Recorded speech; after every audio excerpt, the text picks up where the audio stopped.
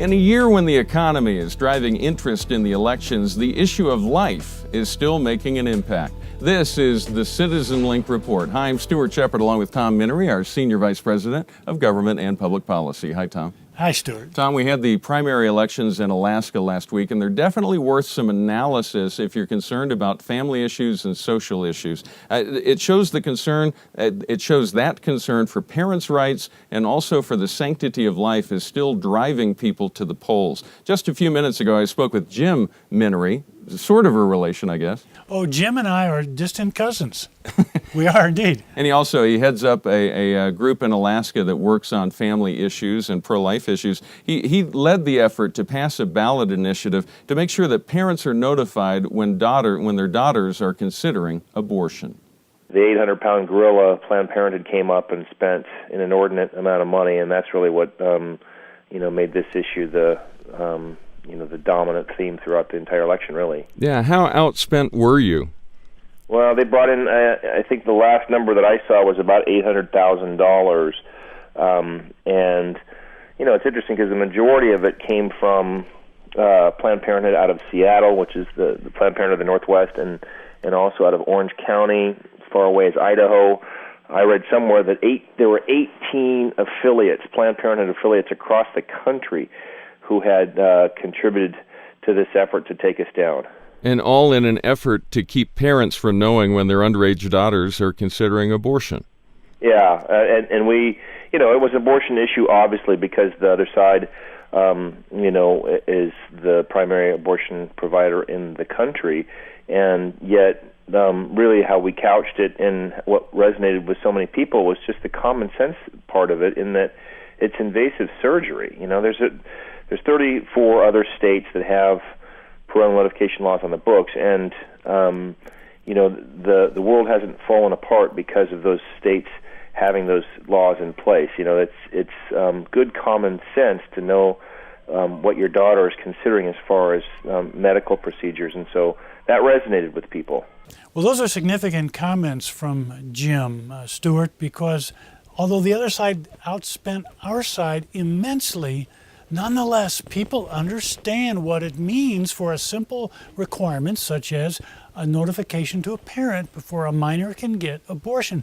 That issue, the pro-life issue, still has resonance in spite of the overwhelming amount of money spent to defeat it. I've got the website for the opposition up here on my computer. Here are a few of the lines. Tell me which side you think this sounds like it's on. Alaskans Against Government Mandates was the name of the group that was created. The slug line is Protect Our Teens and Families, and they describe this ballot initiative as, quote, a dangerous statewide initiative that, if passed, would put thousands of Alaska's most vulnerable teens at risk and put our government in the middle of our families. Tom, that seems to be designed to confuse people about the issue. It's very confusing.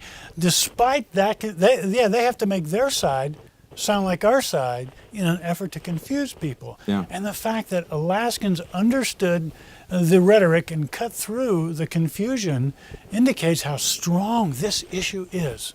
Tom, I also asked Jim about the ballot measure and the impact it had on the Senate race in Alaska. We had moderate Republican incumbent Lisa Murkowski. She's been in the Senate for 8 years, appointed initially to the Senate by her dad, who was governor back in 2002. She's generally pro-abortion, and she was up against a pro-life challenger, Joe Miller.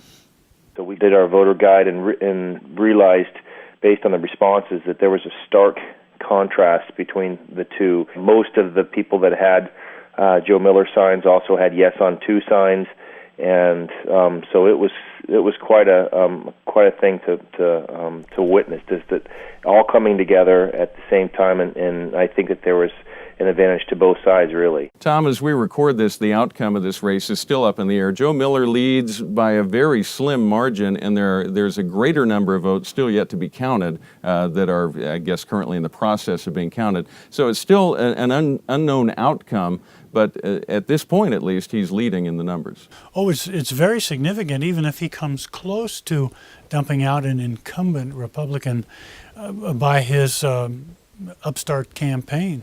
And as we record this, there are still about 25,000 absentee ballots to be counted. Now, talk about the spillover between the ballot initiative and how that played out in this primary race. The two cannot really be separated.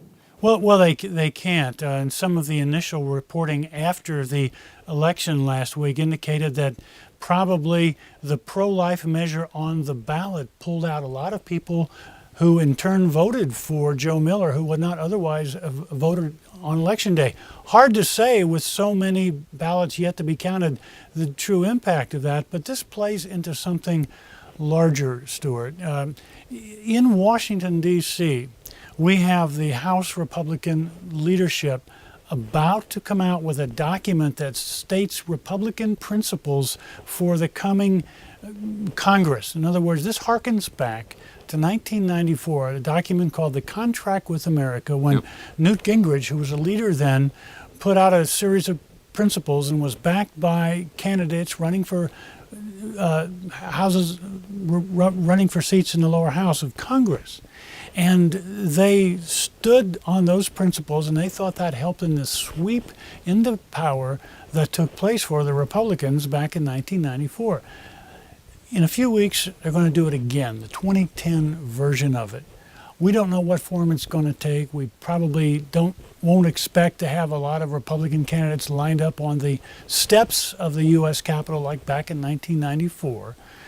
But the concern is that pro-family, pro-life social issues will not be among the principles that the Republican House members will espouse, the Republican leadership. Why not? Well, they're especially controversial.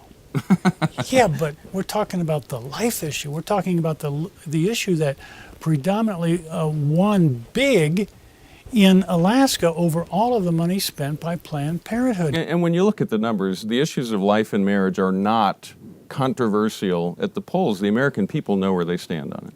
Well, that's right. And this parental notification law passed with a greater margin than the winner of the Republican primary will have won by. Yeah. And so pro-life is a winning issue. We've seen it again. It's a winning issue as applied to marriage. Over the years, Stuart, as we've said before on this webcast, 31 states have put to the voters in the state, in some fashion or another, the definition of marriage. And 31 out of 31 states have said it's one man and one woman. And if you add up all those winning and losing percentages, the average is 68% in favor of God's definition to 32% opposed to God's definition. That is more than a landslide, and yet I'm concerned because it does not seem as though the Republican establishment leadership gets it. They're going to try and avoid those pesky social issues. I don't understand it. Well, and it's only right, I think, in this year to focus on the economy. I mean, that is the big topic. People are out of work. People are looking for jobs. The government keeps passing job stimulus bills, which so far have had essentially zero effect that we've seen, other than to help out some union retirement plans, it seems like. It seems like the social issues are being pushed aside, but as you mentioned, that's what drives people to the polls.